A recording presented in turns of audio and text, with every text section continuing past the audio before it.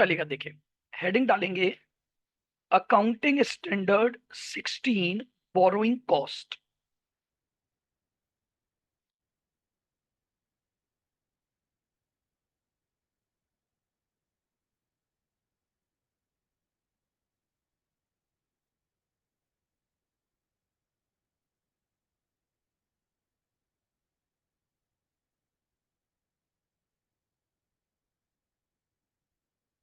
Accounting standard 16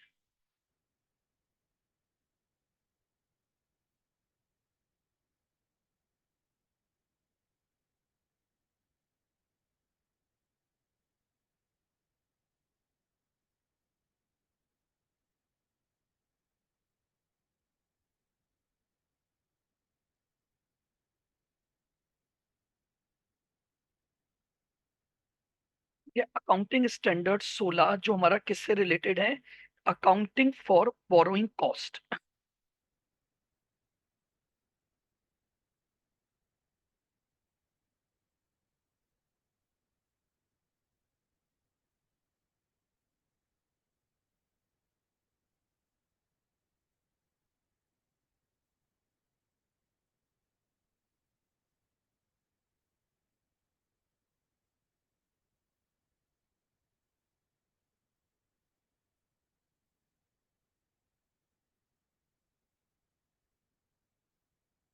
accounting standard 16 deals with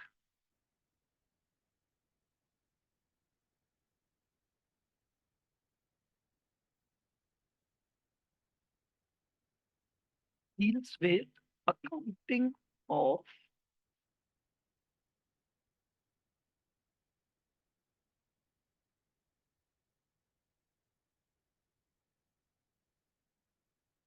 borrowing cost। ठीक है, accounting standard 16 deals with accounting of borrowing cost.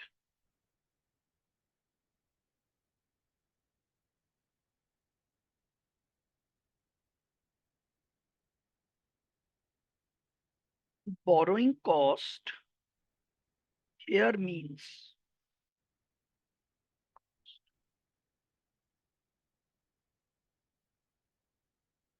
borrowing cost here means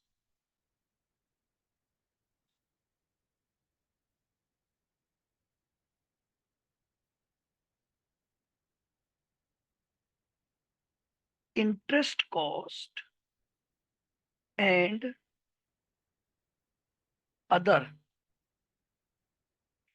borrowing cost here means interest cost and other incurred cost incurred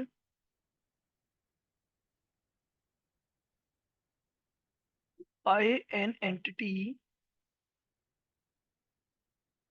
incurred by an entity in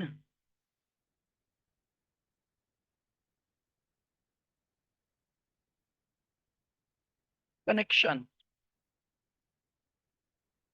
incurred by an entity in connection with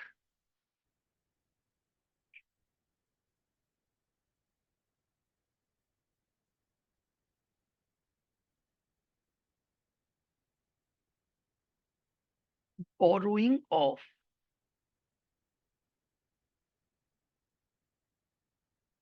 funds. ठीक है, क्या बोल रहे हैं? देखिए पहला point कि जो अकाउंटिंग स्टैंडर्ड 16 है बोरोइंग कॉस्ट, वो किसके साथ डील कर रहा है? बोरोइंग कॉस्ट के साथ।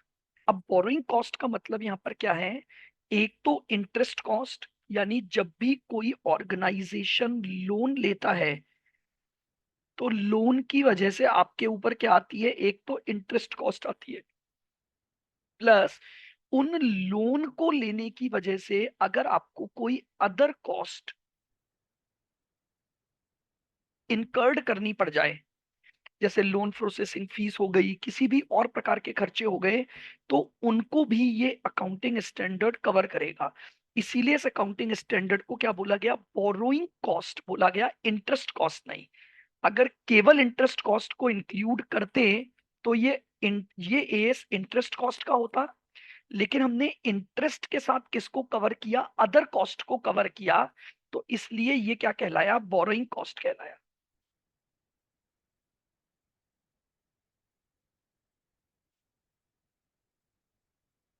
लिखे point number second, accounting standard 16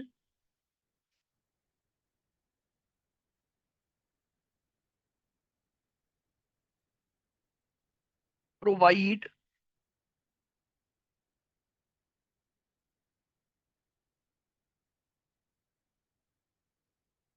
to different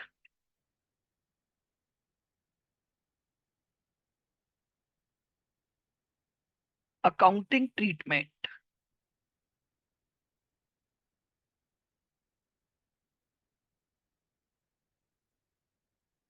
two different accounting treatment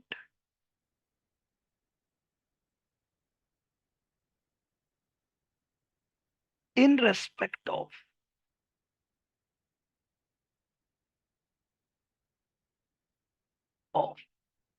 borrowing cost। ठीक है, तो जो A16 है वो बेसिकली दो डिफरेंट डिफरेंट अकाउंटिंग ट्रीटमेंट को बताता है in respect of boring cost.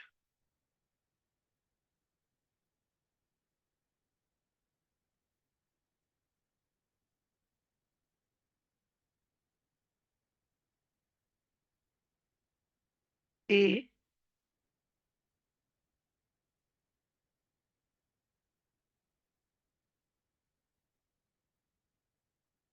Borrowing cost to be capitalised,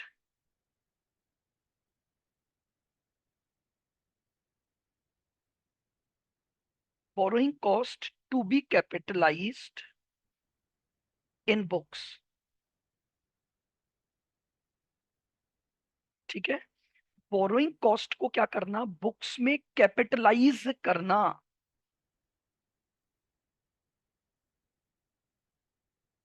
और बी ट्रीटमेंट है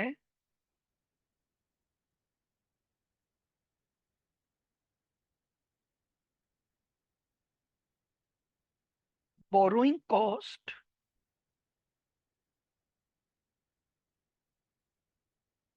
to be transferred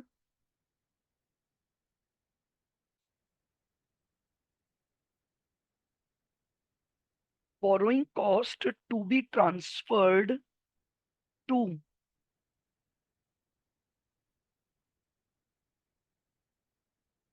profit and loss account.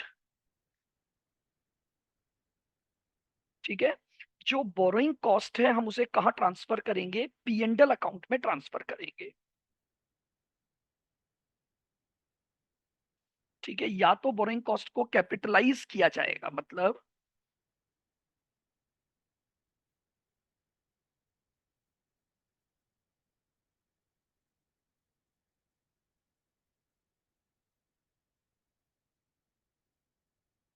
Capital nature expenditure.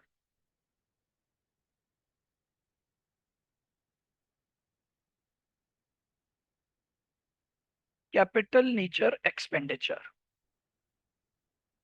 और ये कहलाएगा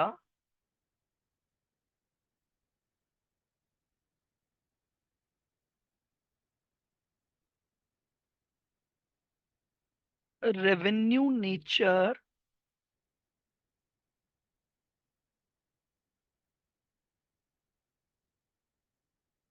एक्सपेंडिचर। ठीक है, कैपिटलाइज्ड करने का मतलब हो गया कैपिटल नेचर, और revenue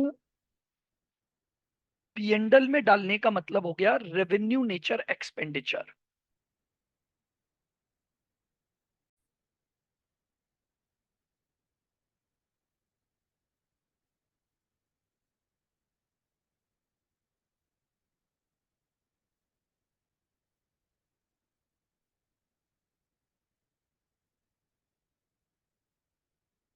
capitalize here means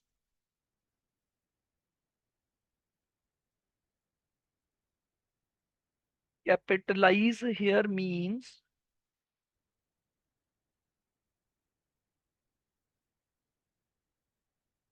recorded as an asset। ठीक है, कैपिटलाइज करने का मतलब हो गया कि इस बोरोइंग कॉस्ट को एज एन असेट क्या किया जाएगा, रिकॉर्ड किया जाएगा। That means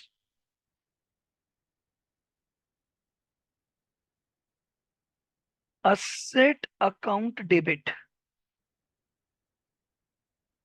to borrowing cost।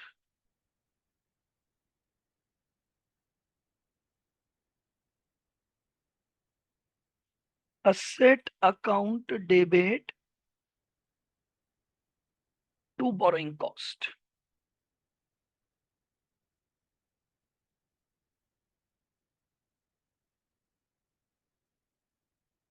being borrowing cost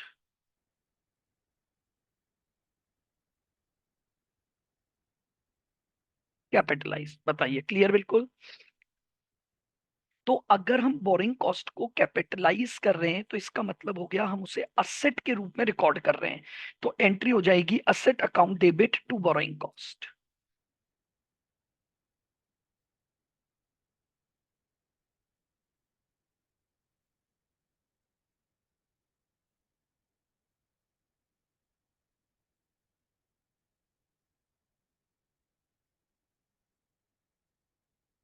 it means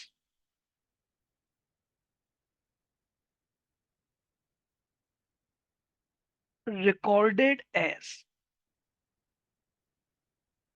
an expense।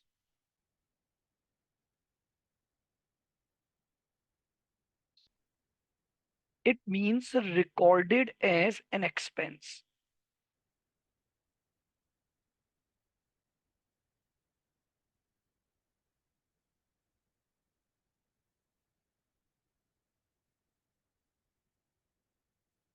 तो एंट्री बनेगी borrowing cost account debit to bank. ठीक है, पहली एंट्री तो क्या बन गई, borrowing cost account debit to bank.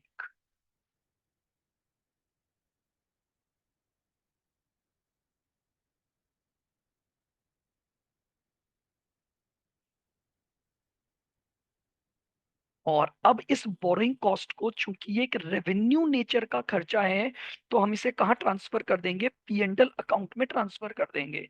तो हमारे पास एंट्री बनेगी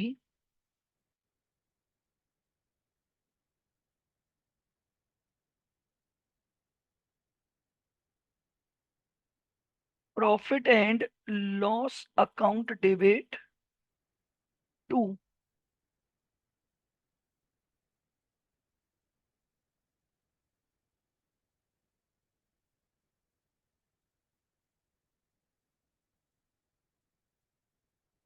बोरिंग कॉस्ट। ठीक है, तो बेसिकली A16 में दो अकाउंटिंग ट्रीटमेंट डिस्कस किए गए हैं इन रेस्पेक्ट ऑफ बोरिंग कॉस्ट। या तो हम उसे बुक्स ऑफ अकाउंट्स में कैपिटलाइज कर देंगे यानी असेट के रूप में रिकॉर्ड कर देंगे, या अगर वो असेट के रूप में रिकॉर्ड नहीं हो रहा पा रहा है, यानी वो कैपिटलाइजेशन की कंडीशन को पूरा नहीं कर रहा है, तो उस केस में हम उस बोरिंग कॉस्ट को कहाँ ट्रांसफर करेंगे, हम उसे पीएनडल अकाउंट में ट्रांसफर कर देंगे।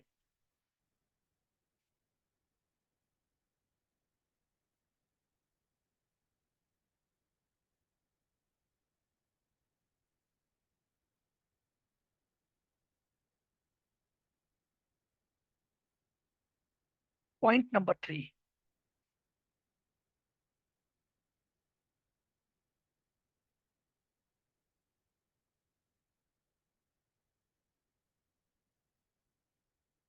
borrowing cost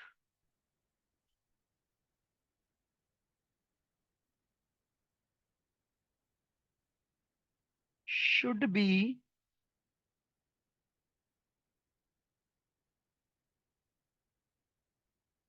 capitalized. Borrowing cost should be capitalized only in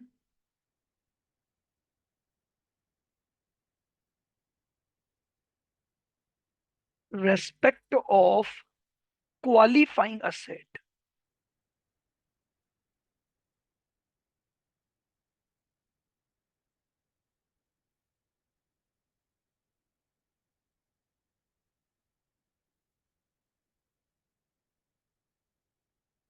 Okay?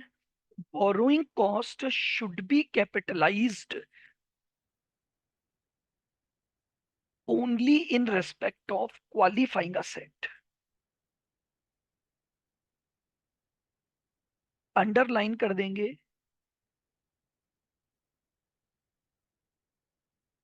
Qualifying asset को। ठीक है, यानी जो बोरोइंग कॉस्ट कैपिटलाइज्ड होगी वो केवल उन्हीं असेट के रूप में कैपिटलाइज्ड होगी जो असेट क्वालिफाइंग असेट की कैटेगरी में आएंगी। यानी ऐसा नहीं है कि मैंने कोई भी असेट पर बोरिंग कॉस्ट इनकर्ड की और मैं उसे कैपिटलाइज कर दूंगा। A16 क्लियरली स्पेसिफाई करता है कि बोरोइंग कॉस्ट का कैपिटलाइजेशन केवल उन्हीं असेट्स के ऊपर होगा जो असेट आपकी क्या होंगी, क्वालिफाइंग असेट का नेचर रखेंगी। अगर वो क्वालिफाइंग असेट का नेचर है तो कैपिटलाइज होगा, अदरवाइज कैपिटलाइजेशन नहीं होगा।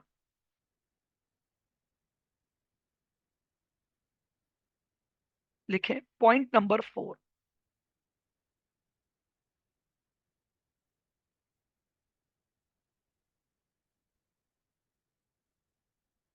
Meaning of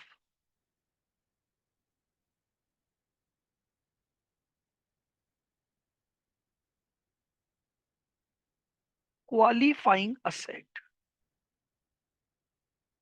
meaning of qualifying asset, QA लिखेंगे आगे से हम इसको।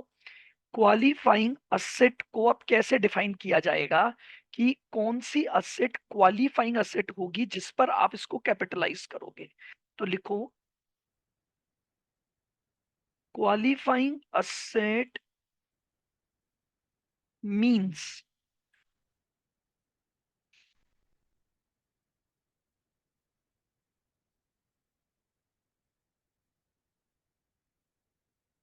एनी असेट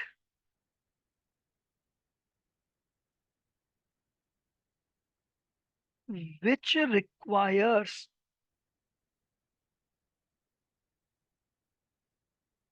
ठीक है, qualifying asset means any asset which requires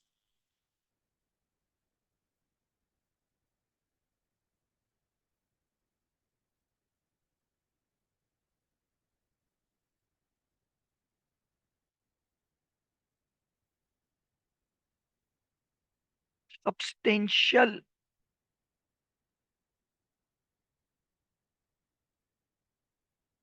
period of time,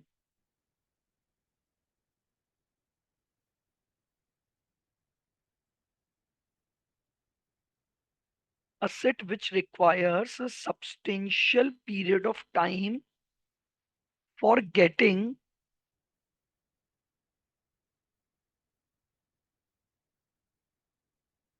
ready to use,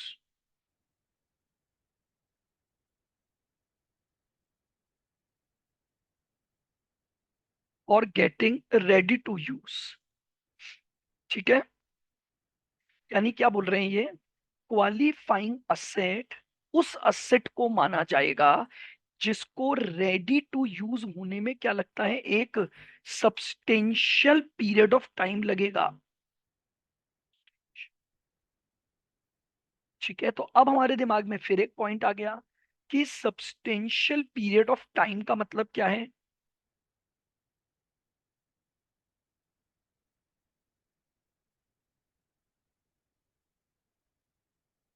means substantial period of time means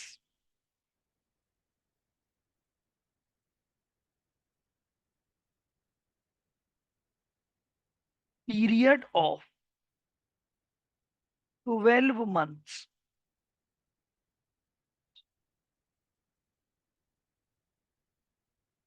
और मोर। ठीक है, देखिए as per the definition of GAAP, US GAAP, जो हमारे यूएस के जनरली एक्सेप्टेड अकाउंटिंग प्रिंसिपल्स हैं, वहां define किया हुआ है कि सब्सटेंशियल पीरियड ऑफ टाइम का मतलब होगा 12 महीने या उससे ज्यादा समय। ठीक है,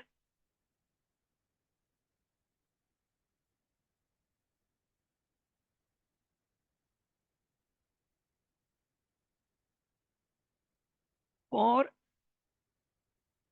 exam purpose, for exam purpose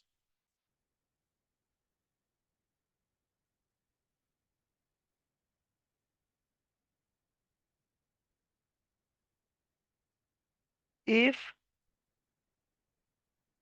any asset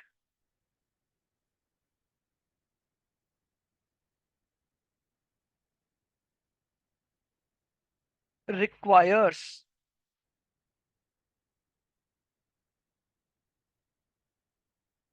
any time, for exam purpose, if any asset requires any time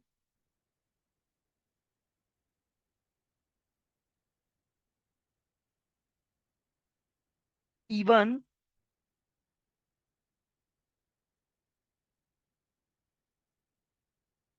less than 12 month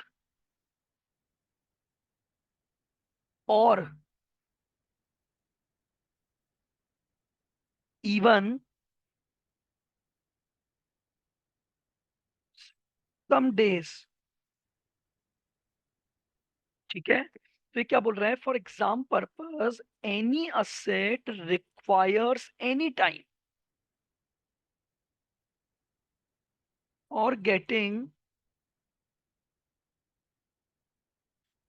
ready to use.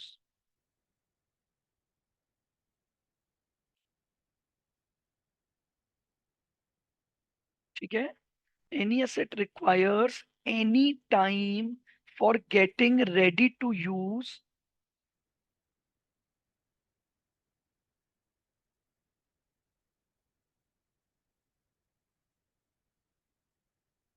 assume as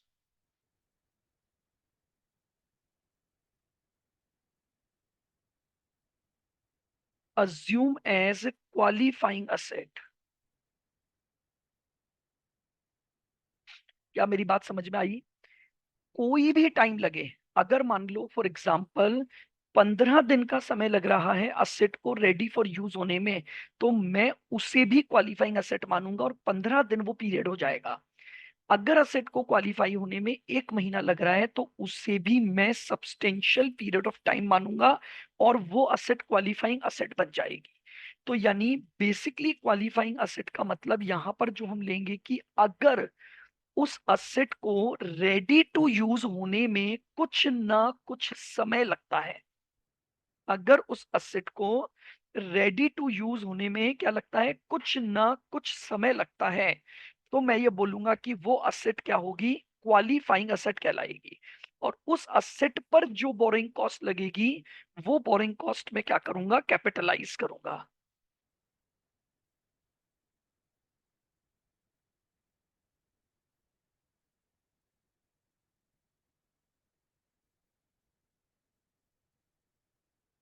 point number 5,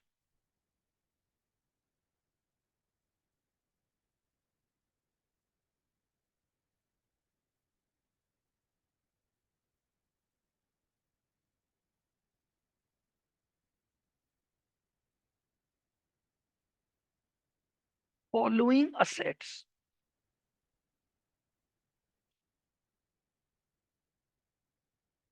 are not considered,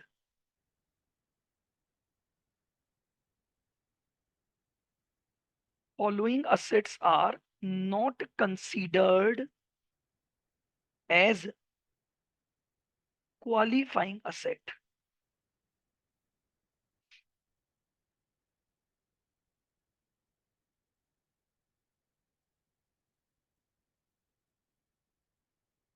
investments.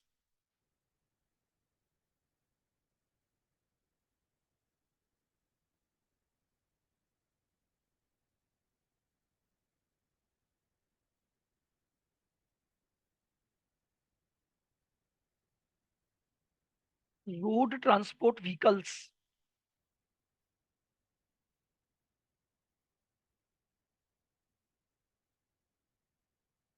Such as bus, car,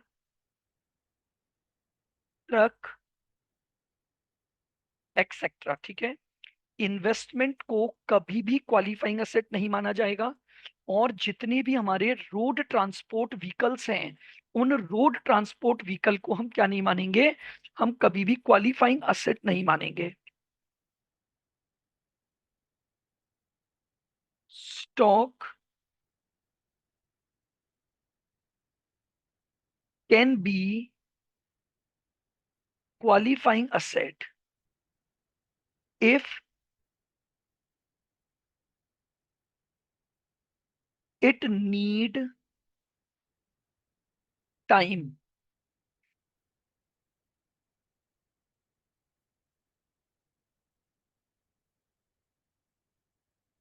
for getting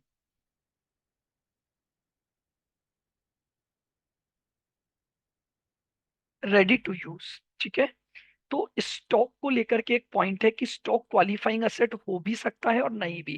depends कि अगर stock के लिए आपको कुछ substantial period यानी कुछ समय लगेगा उसको तैयार करने में, तो वो क्वालिफाइंग असेट है। और अगर वो तैयार है, समय नहीं लगेगा, तो उस केस में हम क्या करेंगे, उसे क्वालिफाइंग असेट नहीं मानेंगे। ठीक है। लिखे point number next.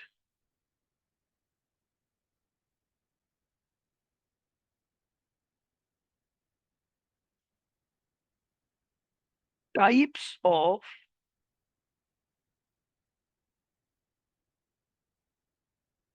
Borrowing.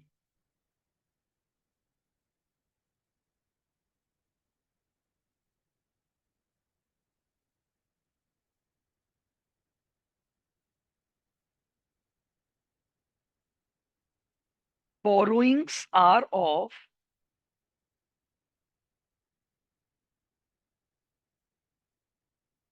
To types.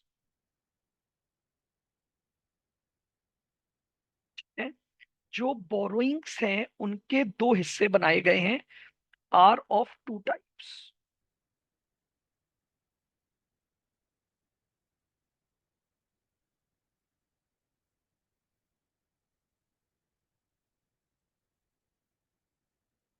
ठीक है। Borrowings are of two types.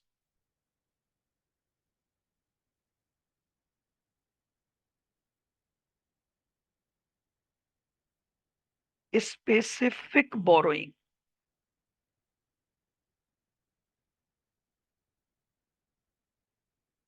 Specific borrowings और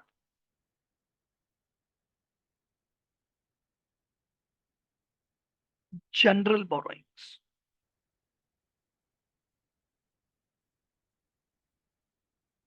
ठीक है। तो टाइप्स ऑफ बोरोइंग्स जो हैं वो हमारे पास दो तरह की हैं। एक तो हमारे पास है स्पेसिफिक बोरोइंग, और एक हमारे पास है general borrowing.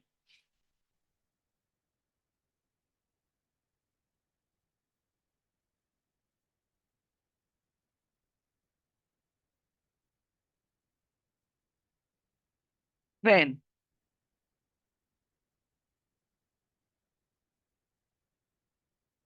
amount is borrowed,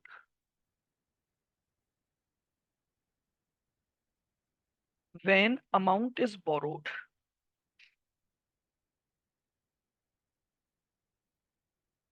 for some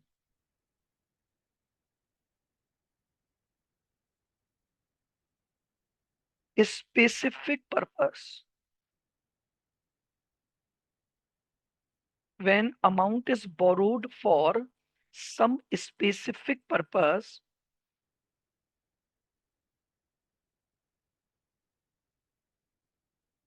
then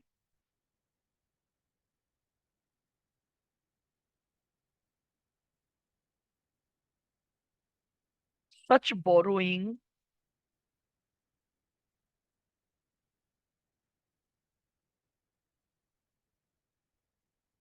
is known as such borrowing is known as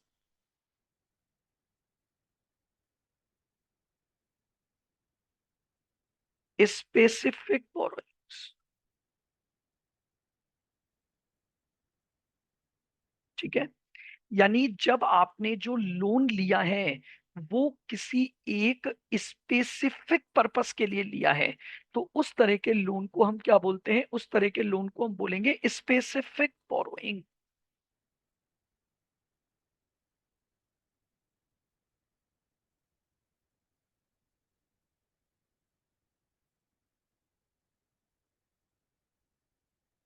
for example,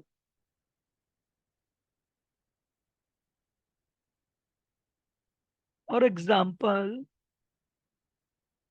borrowings for factory building, borrowings for factory building,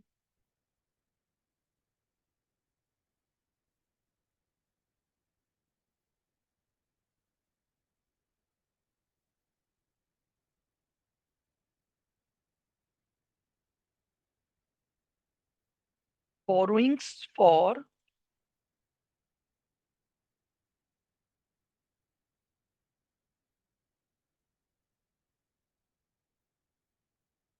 plant and machinery.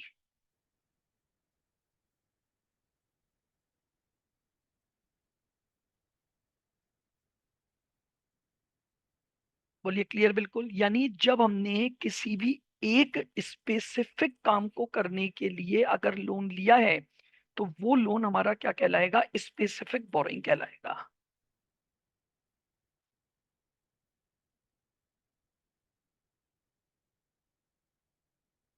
दूसरा क्या है? General borrowing.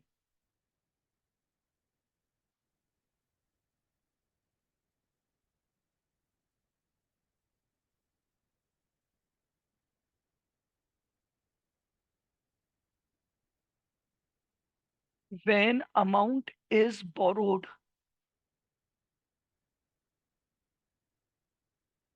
When amount is borrowed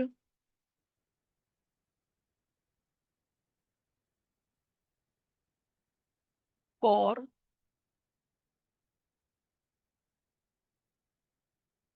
various purposes,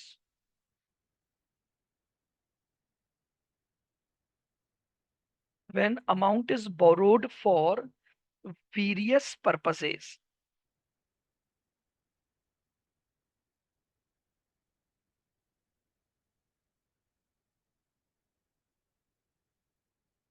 that is not for,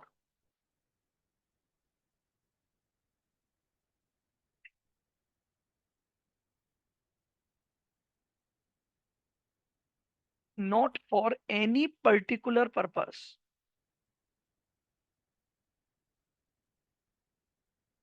when amount is borrowed for various purposes, that is not for any particular purpose,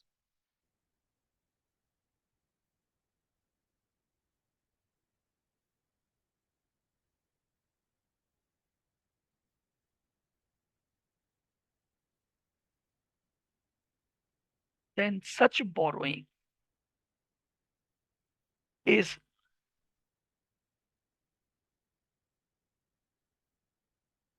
known as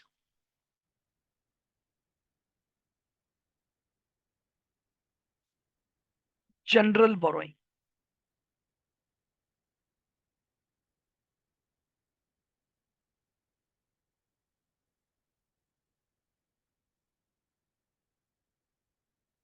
ठीक है, clear बिल्कुल। तो मतलब अगर आपने किसी स्पेसिफिक असेट के लिए लिया है,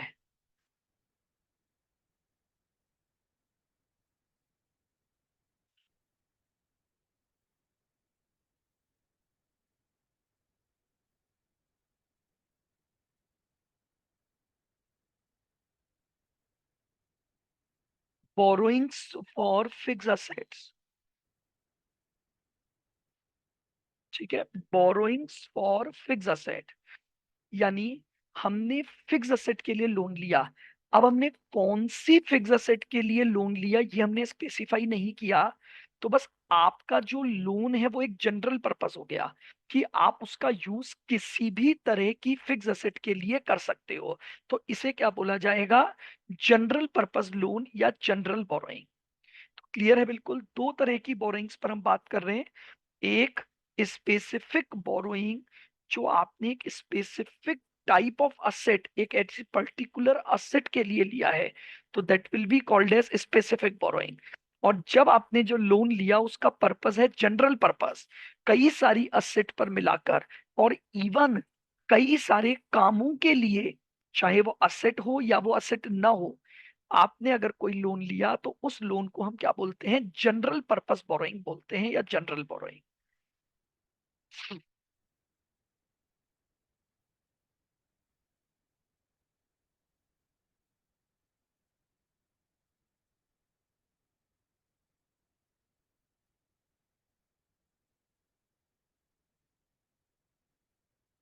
बताइए, क्लियर है यहाँ तक? बिल्कुल। चलिएगा, नेक्स्ट है point number 7।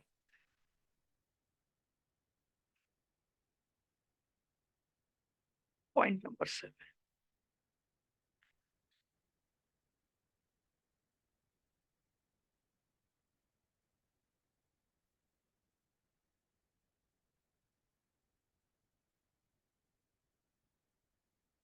How to calculate,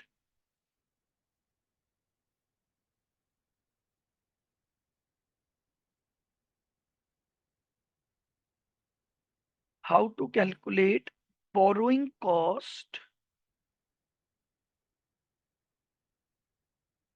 to be capitalise.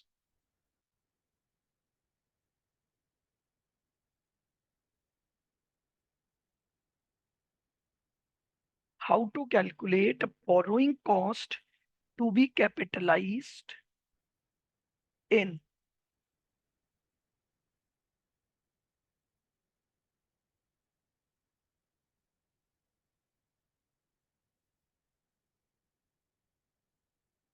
Books of accounts. How to calculate borrowing cost to be capitalized in books of accounts. अब हमें ये सीखना है कि बोरोइंग कॉस्ट को बुक्स में जो कैपिटलाइज किया जाएगा वो आप कैसे कैलकुलेट करोगे?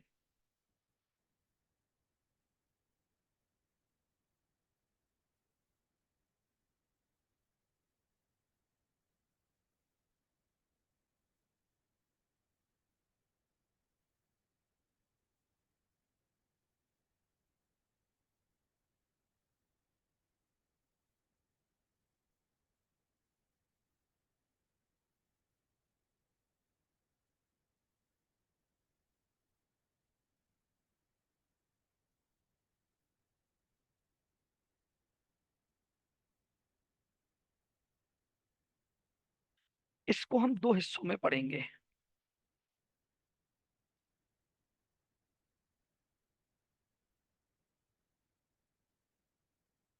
When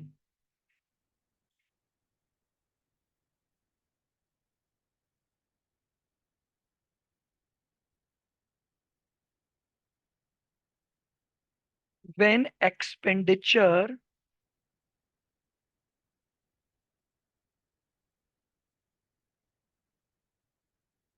incurred,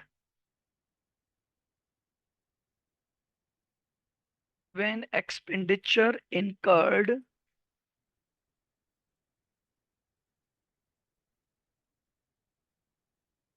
on qualifying asset, when expenditure incurred on qualifying asset is given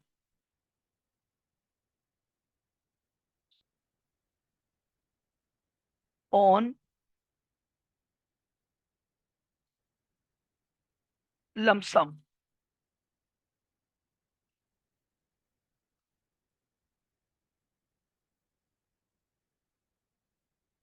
on lump sum basis, when expenditure incurred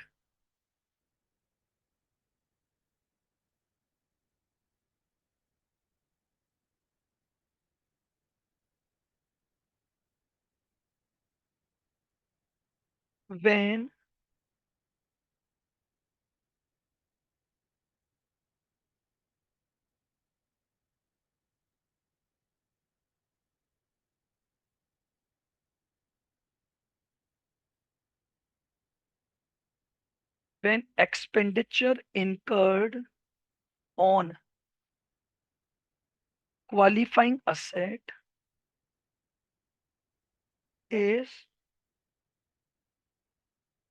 given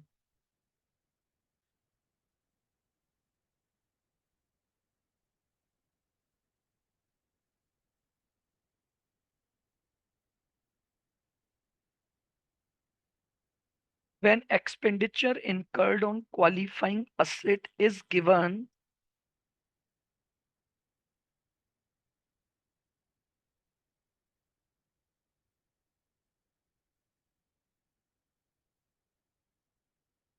on installment basis। ये लीजिए, when expenditure incurred on qualifying asset is given on installment basis। या तो हमें question में एक lump sum amount दे देगा कि आपने बिल्डिंग पर 20 लाख रुपए का खर्चा किया है, या आपको वो बता देगा कि ये 20 लाख का खर्चा आपने किस किस तरह से इंस्टॉलमेंट में किया है। तो दो तरह से हम क्या निकालेंगे, boring cost to be capitalized की वैल्यू कैलकुलेट करेंगे।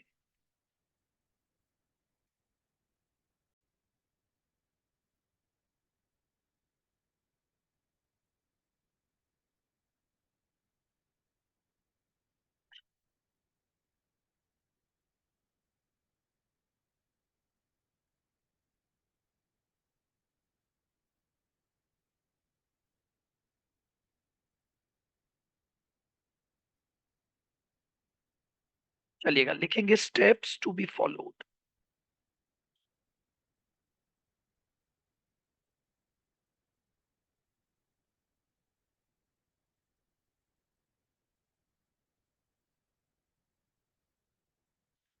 Steps to be followed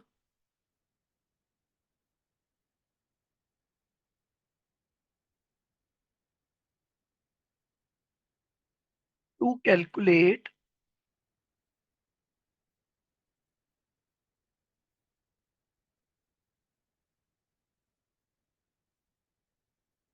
steps to be followed to calculate borrowing cost capitalize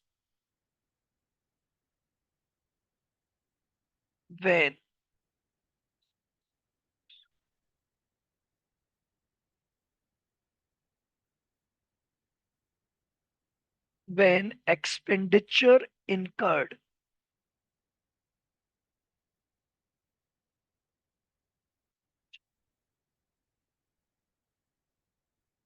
is given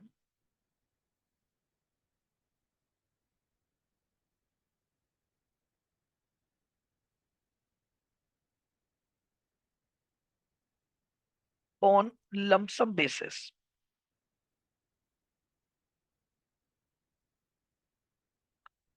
ठीक है। अब यानी हम बात करेंगे कि अगर हमें लमसम बेसिस पर एक्सपेंडिचर इनकर्ड दिया हुआ है तो हम स्टेप्स कैसे फॉलो करेंगे।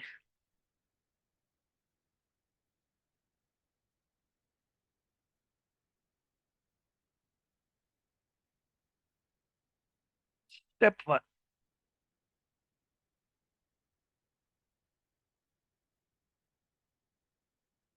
कैलकुलेट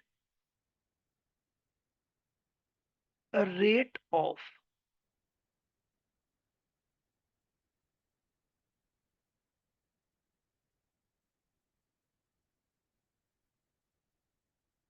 कैपिटलाइजेशन,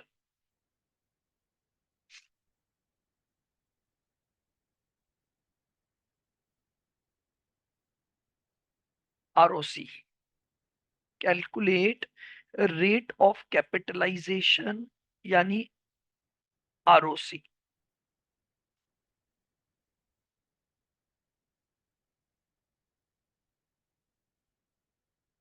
सबसे पहली स्टेप में हम क्या करेंगे, रेट ऑफ कैपिटलाइजेशन कैलकुलेट करेंगे।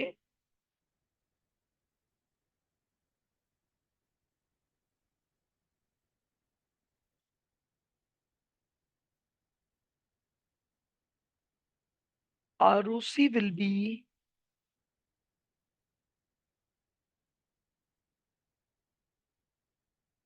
calculated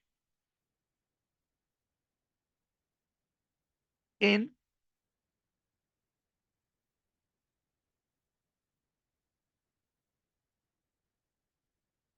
two parts.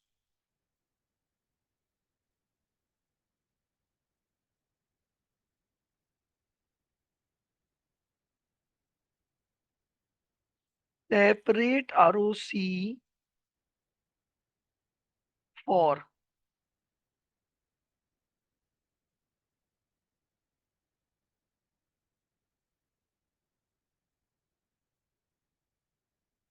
separate ROC for each specific borrowing.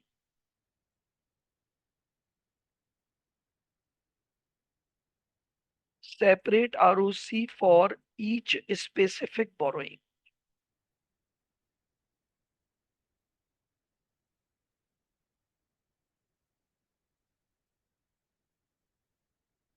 Single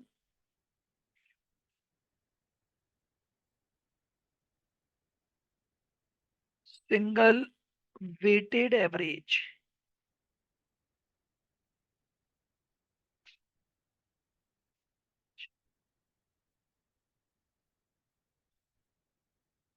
single weighted average ROC for all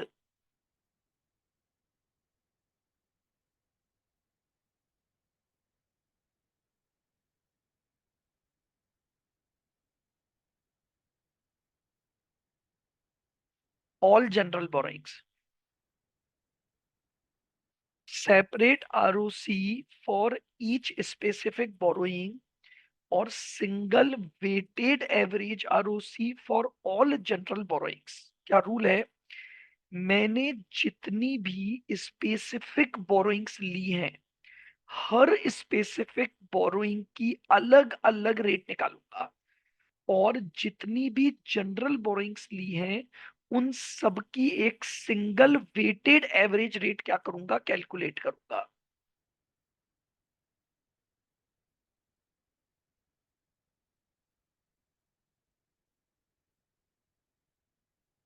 ROC बराबर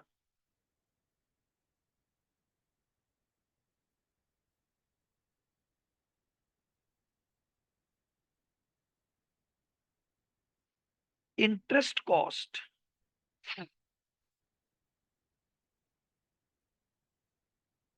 plus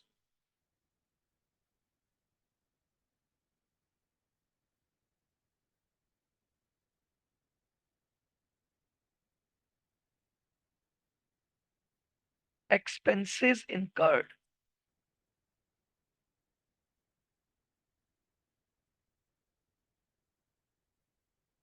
Interest cost plus expenses incurred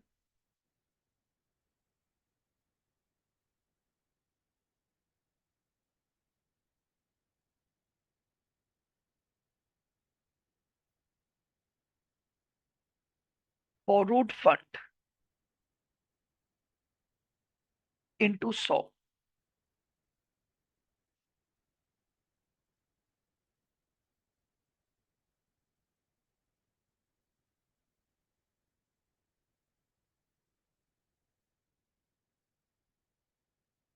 Borrowed funds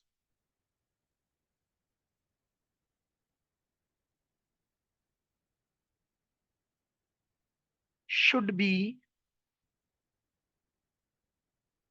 in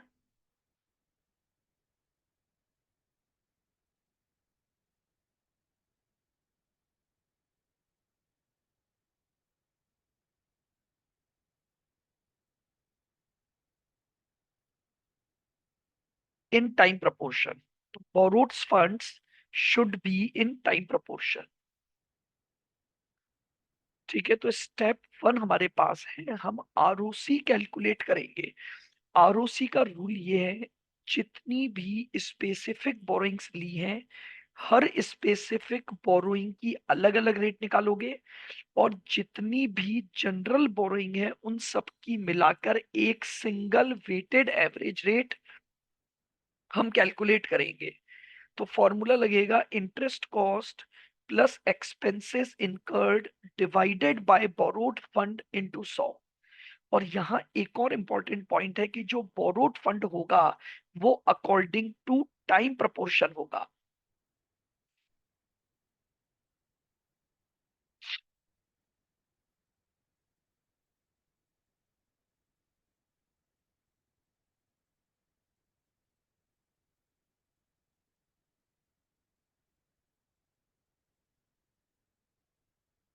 example, A limited has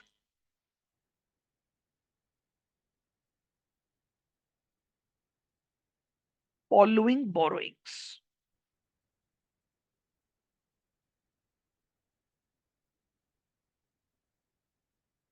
A Limited has following borrowings.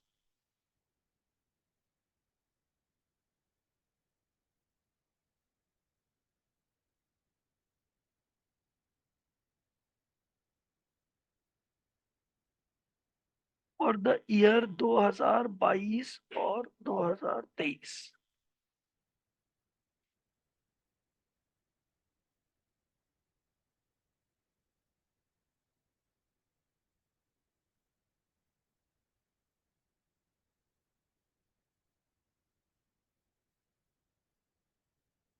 Borrowings,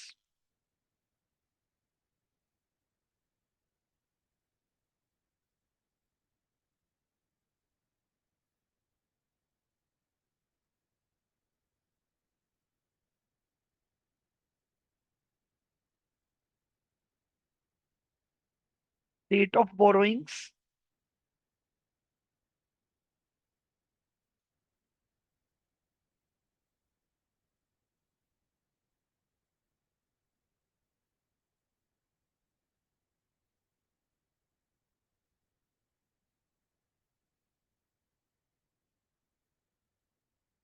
amount of borrowings,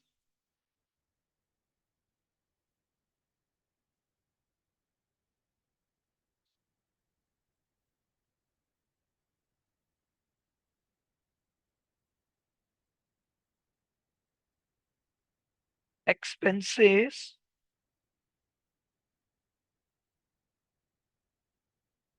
और remark.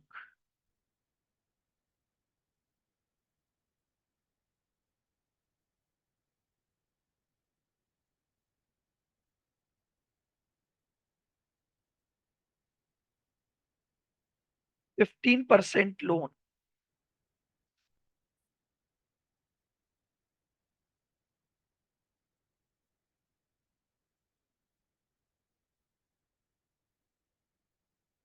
1/8/2022।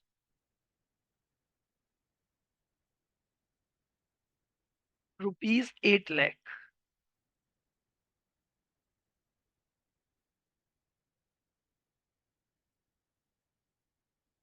Expenses incurred किए हैं ₹2000।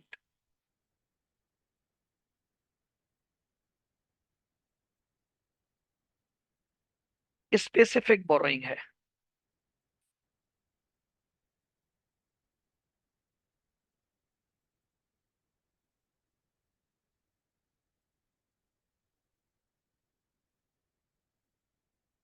10% loan.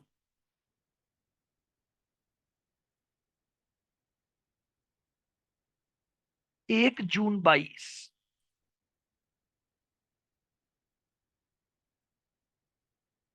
5 lakh. 2%।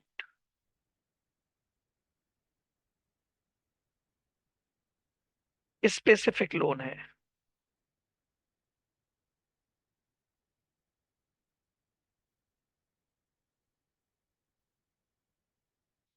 5% loan,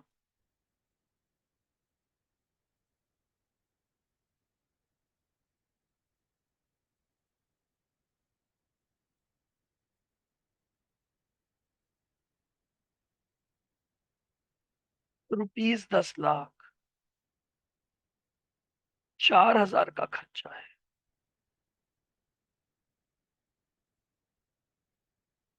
general borrowing है।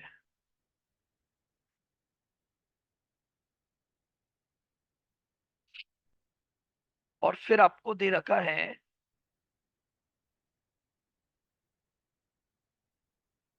12% loan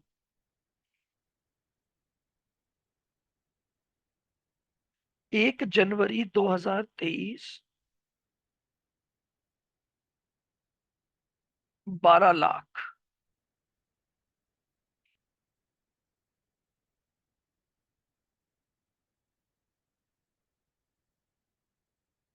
general borrowing, ठीक है, ये आपको इस तरह से क्या दी हुई है, बोरोइंग्स दी हुई है।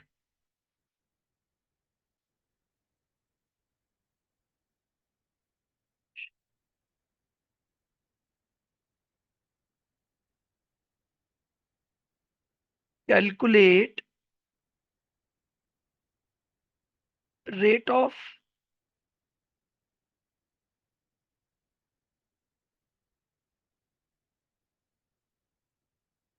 Capitalisation, calculate rate of capitalisation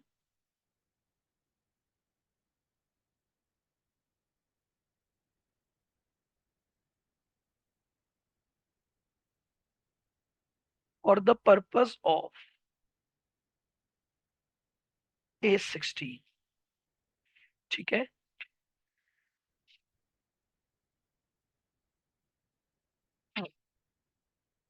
A limited की इन इन पर्टिकुलर डेट पर ये बोरोइंग्स दे रखी है, इतने इतने खर्चे हमने किए हैं।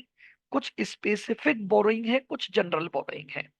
क्वेश्चन बोला है calculate the rate of capitalization for the purpose of A16, यानी A16 के लिए हमें क्या निकालना है, रेट ऑफ कैपिटलाइजेशन कैलकुलेट करनी है। बताइए, क्लियर बिल्कुल यहां तक?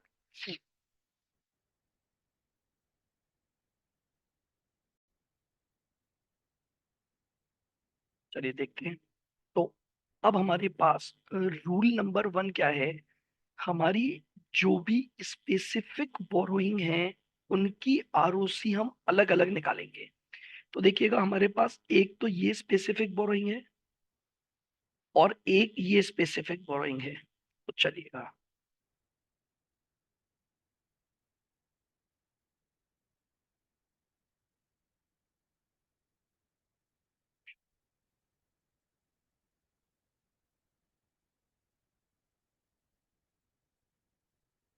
आरओसी फॉर स्पेसिफिक बोरोइंग, जो आपका 15% लोन है। चलिएगा, फॉर्मूला क्या है, इंटरेस्ट कॉस्ट। ध्यान से देखना, हमारा 22-23 ईयर है, हमने ये जो लोन लिया है वो 1/8 को, तो यानी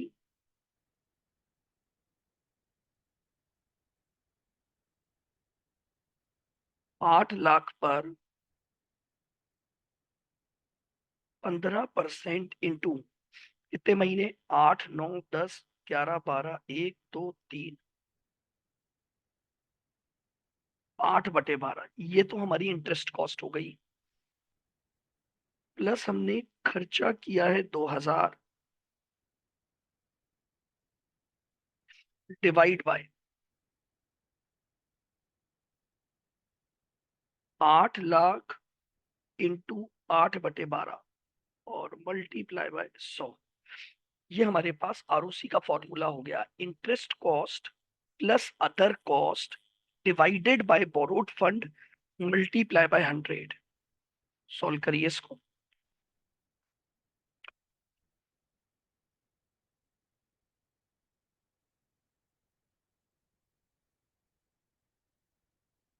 8 lakh into 15%, divide by 12 × 8।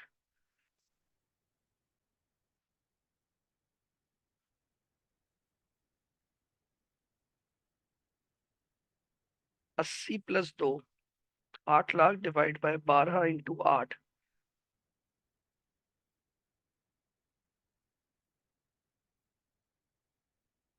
5,33,333 × 100। 82 divided by 15.38%।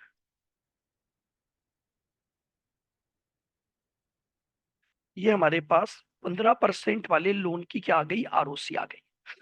अब हमारी एक और स्पेसिफिक है 10% लोन।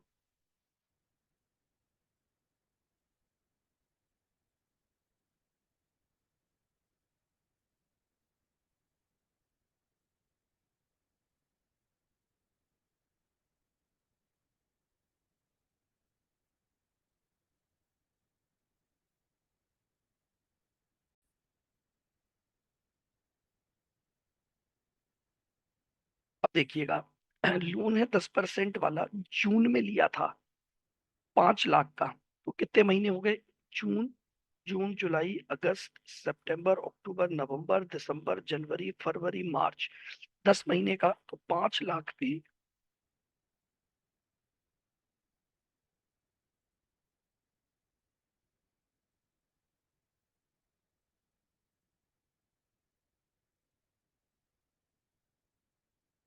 10/12। क्लियर है बिल्कुल? जून में लोन लिया तो 10 महीने का लोन हो गया। खर्चे कितने दे रखे हैं? 2%। तो लोन अमाउंट है 5 लाख, उसका 2%, 10,000 के हमारे खर्चे हो गए।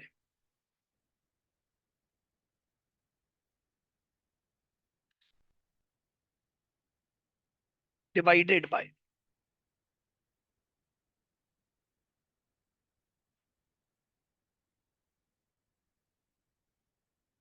5 lakh into 10/12 due to the time proportion. चलिए इसको सॉल्व करो। 5 लाख पे 10% डिवाइड बाय 12 × 10, 41667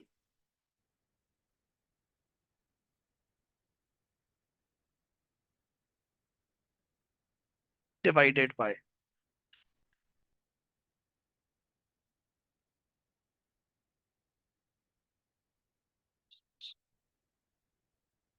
416।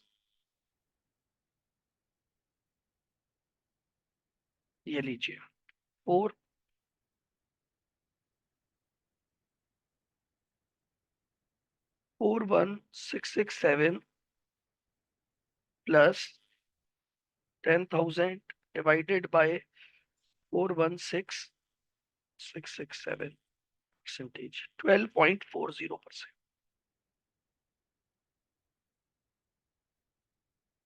बताइए आ रहा है पॉइंट समझ में? हमारे पास दो स्पेसिफिक बोरोइंग थी, तो हमने दोनों स्पेसिफिक बोरोइंग के लिए क्या किया, अलग अलग रेट निकाल ली। अब दो जनरल बोरोइंग है, दोनों का एक साथ निकालना है।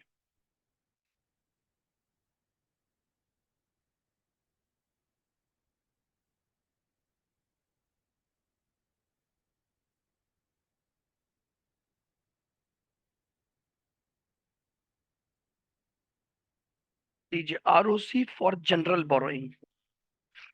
पहली जनरल बोरोइंग देखो क्या थी हमारी, 10 लाख का लोन 1 मई को।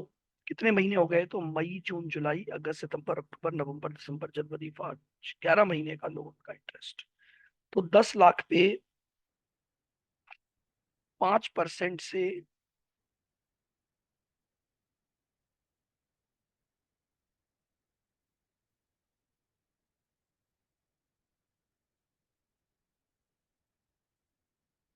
इंटू 11/12 प्लस इस लोन के खर्चे कितने दे रखे हैं, 4,000,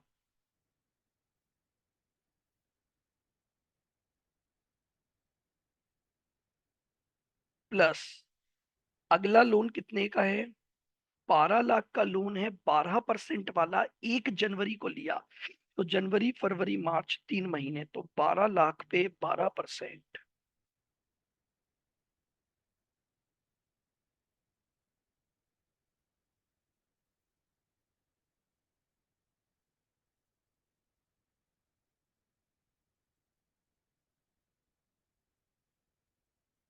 प्लस इसके खर्चे दे रखे हैं 10,000,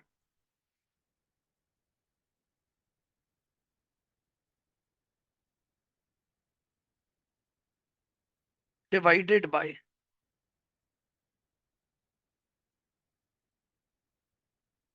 10 लाख इंटू 11/12, और 12 लाख इंटू 3/12 इंटू 100। ये हमारे पास एक जनरल बोरोइंग की क्या आ जाएगी, वेटेड एवरेज रेट आ जाएगी।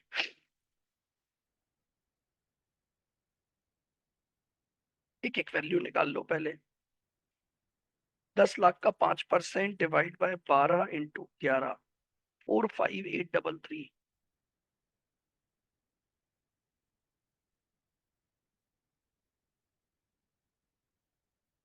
प्लस 4,000। 12 लाख का 12% divide by 12 into 3, 36,000।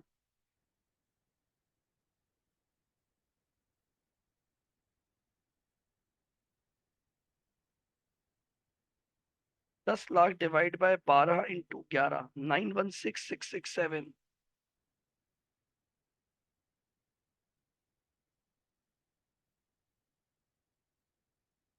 Plus 3 lakh.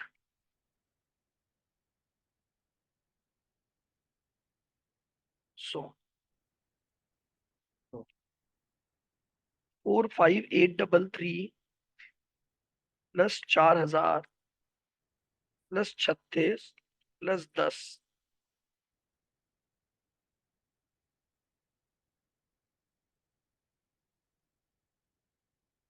95833, 916667 plus 3 lakh,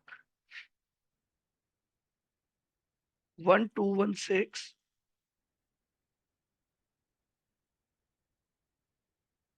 95833 divided by 121, 7.88%। ये हमारे पास सभी जनरल बोरोइंग की क्या निकल गई, एक सिंगल आरओसी हमने कैलकुलेट कर ली।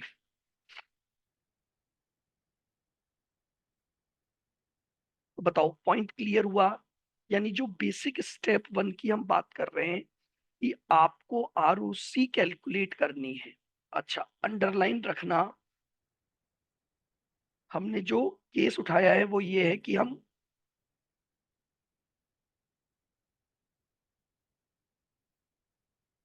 लमसम बेसिस पर बात कर रहे हैं।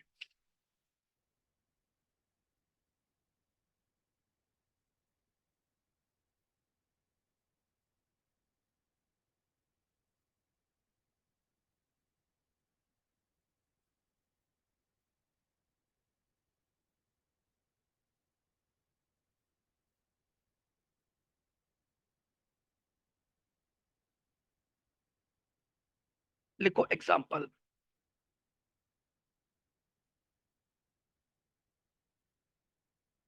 X limited has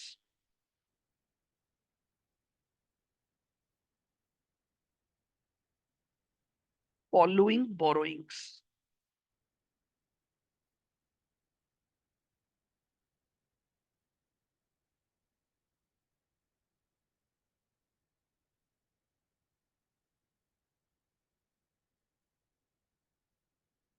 for the year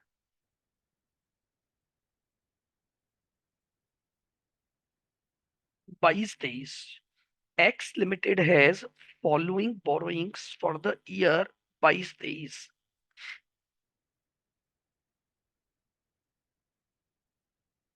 1 April 22,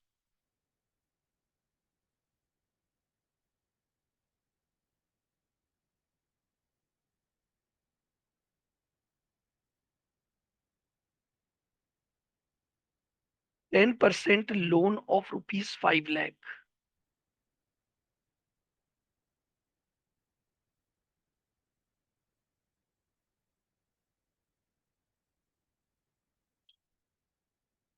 expense 1%।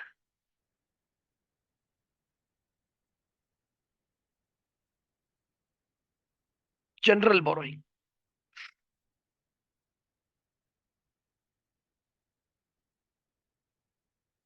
1 July 2022।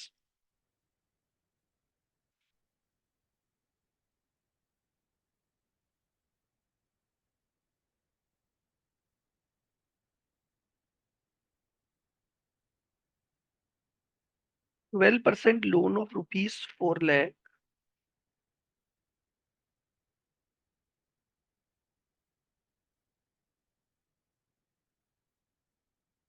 Expense 2%।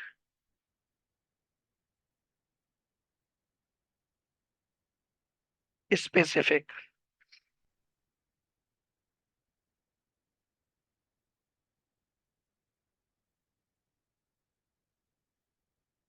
1 October 22।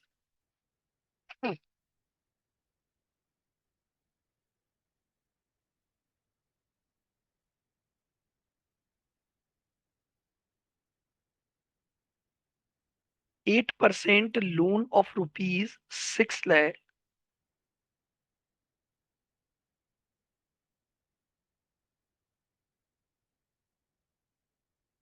Expense ₹2,000।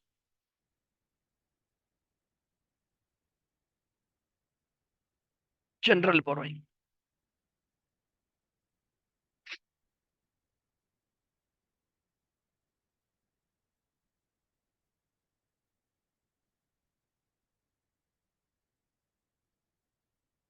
Calculate rate of capitalisation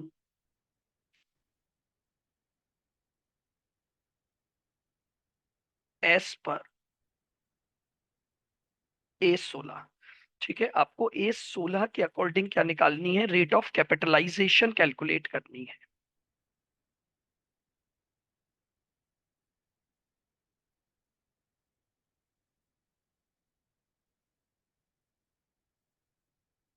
again, सबसे पहले हमारे पास एक स्पेसिफिक बोरोइंग है, तो हम ROC उसके लिए निकालेंगे।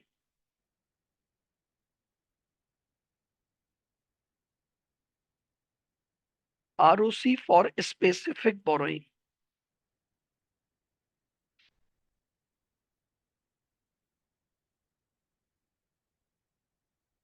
4 लाख पर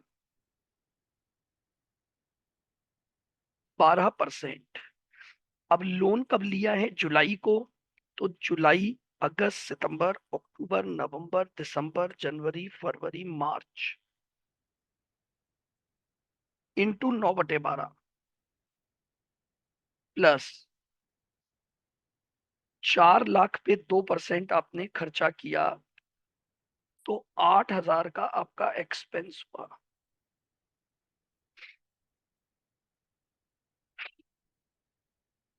ड्यू टू टाइम प्रपोर्शन लेने की वजह से, ताकि रेट एनुअलाइज्ड हो जाए,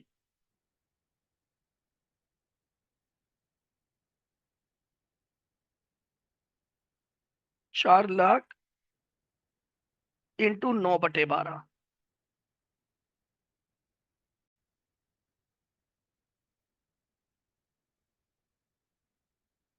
चलिए, अगर हम निकालें 4 लाख पे 12% divide by 12 into 9,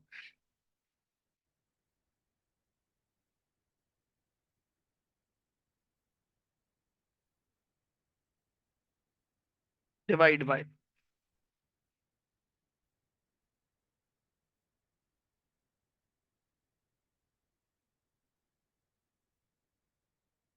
3 lakh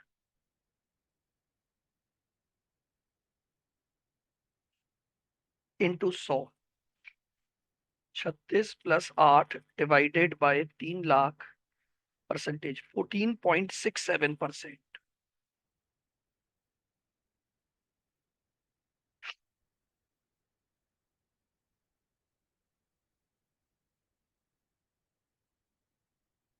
clear बिल्कुल। तो हमारे पास इस बार एक स्पेसिफिक बोरोइंग थी, तो हमने क्या किया, उस एक स्पेसिफिक बोरोइंग की एक सेपरेट रेट निकाली।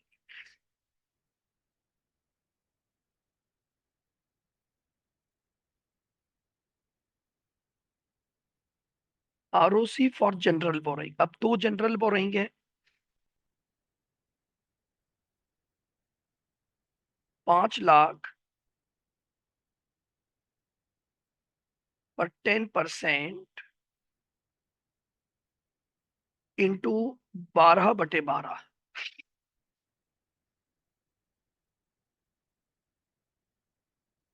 प्लस 5 लाख पर 1%, 5,000,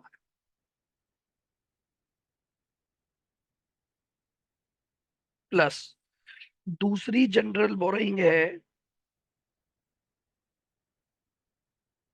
6 लाख पर 8%, इंटू कितने महीने, अक्टूबर नवंबर दिसंबर जनवरी फरवरी मार्च, 6/12, प्लस 2,000 का खर्चा,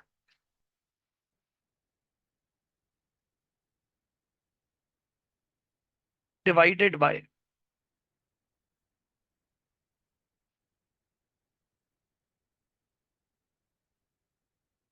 5 लाख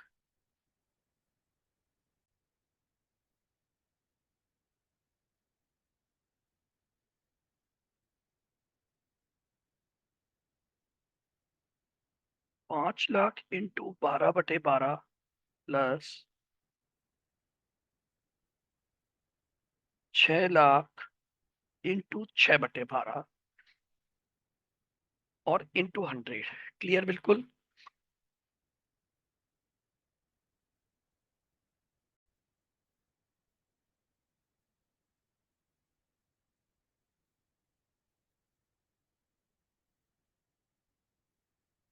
तो देखिएगा, 50,000 तो ये आ गया, प्लस 5,000, प्लस 6 लाख का 8%, 6, 24,000, plus 2,000,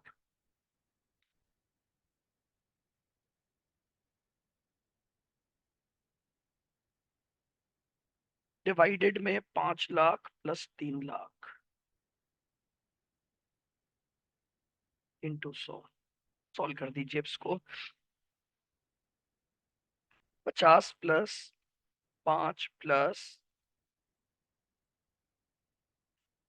24 plus 2 divided by 8 lakh, percentage 10.125%। बताइए, क्लियर है बिल्कुल। तो ये हमारे पास हमारी पहली स्टेप है, जिसमें हमें ROC यानी रेट ऑफ कैपिटलाइजेशन को कैलकुलेट करना है for each specific borrowing. Separate separate ROC निकलेगी, और जनरल बोरोइंग के लिए एक सिंगल वेटेड एवरेज रेट हम कैलकुलेट करेंगे।